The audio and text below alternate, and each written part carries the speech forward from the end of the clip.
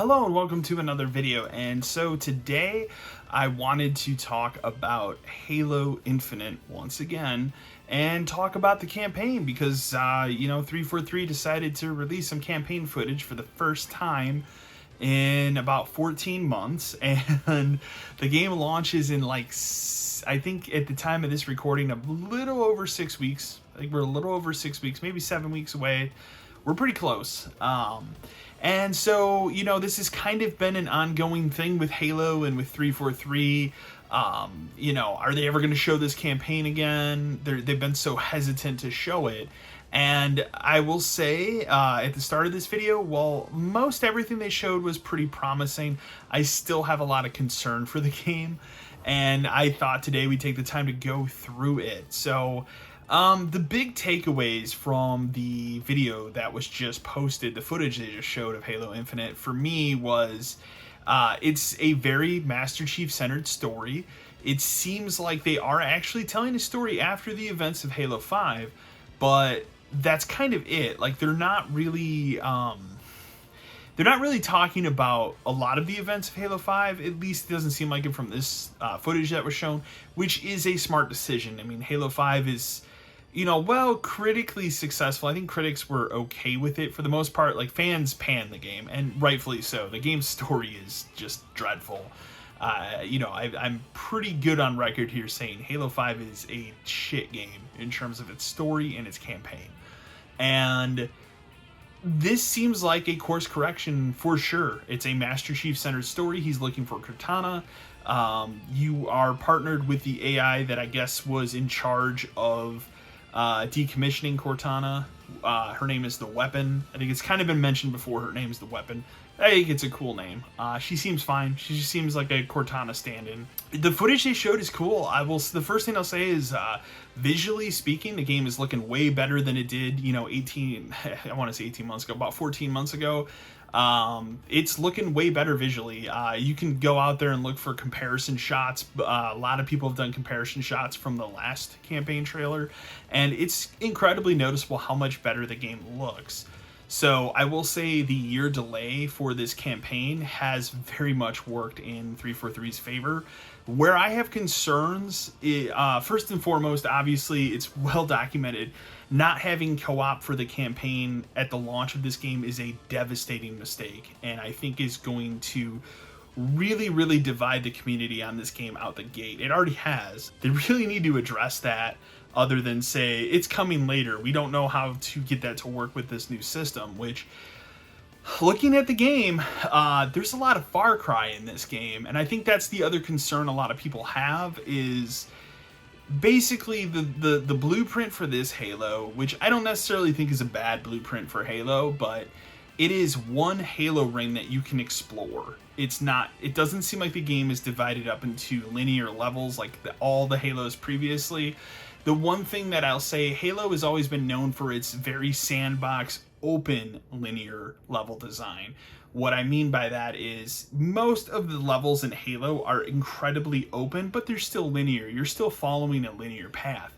This game seems like you're being dropped onto Zeta Halo and you can kind of do whatever you want, kind of like a Far Cry or Breath of the Wild. And I don't necessarily think that's a bad idea for a single player Halo campaign. However, the problem I have with the excuse of, well, we can't figure out how to get co-op to work is the last two Far Cry games got co-op to work just fine. And I know what you're going to say, well, that's only with one other person.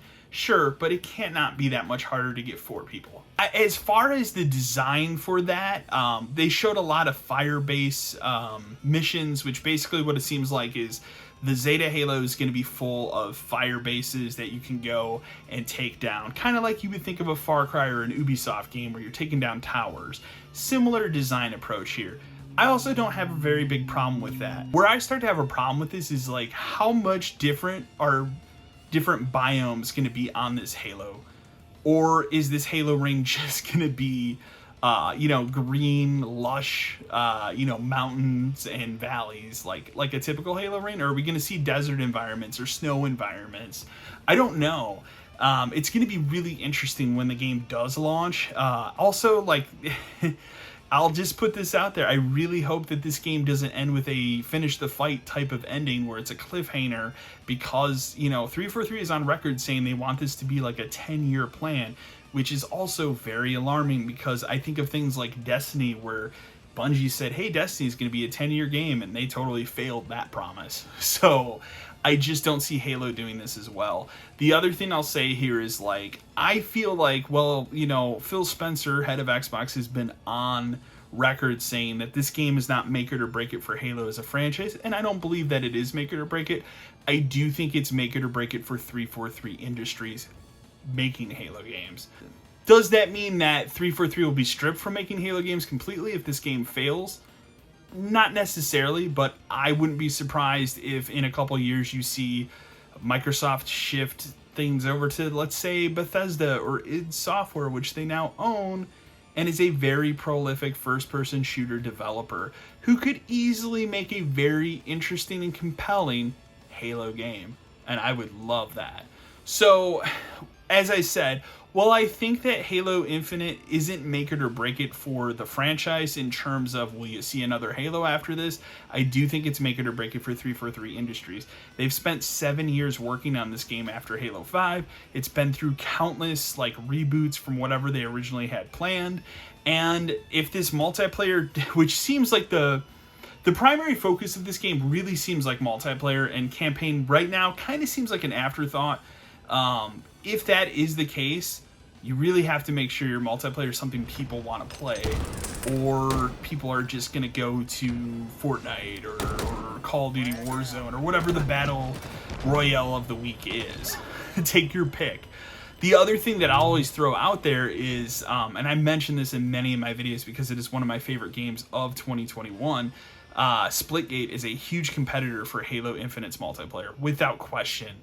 I went back after playing the last Halo beta, the big team, and I had a better time playing Splitgate than I did having, you know, playing the Halo beta. So, Splitgate is awesome. Please check it out. And again, I have no affiliation with that company. I just really, really like the game. So, time's gonna tell on Halo Infinite, man. Like, I really want this game to be good. I'm really, really looking forward. It is my most anticipated game of 2021. Humongous Halo fan. That's why I'm making all these Halo videos. I just have a passion for the franchise. I always have. And I really want Halo Infinite to be a good game, but I would say I'm cautiously optimistic about Halo Infinite after the footage they just showed. So we'll see. December 8th isn't that far off. I am going to be doing a full review on the channel. So let me know in the comments below. Leave a like, and let me know what you think about Halo Infinite and the campaign footage that they released. I'll also tell you that the next time I make a video, this room's not going to be a shitstorm. So I'm finally going to put up some shelves and get some boxes unpacked. It's going to look a lot cooler in here and be a much better backdrop than a couch full of a bunch of shit. So anyways, guys, until next time.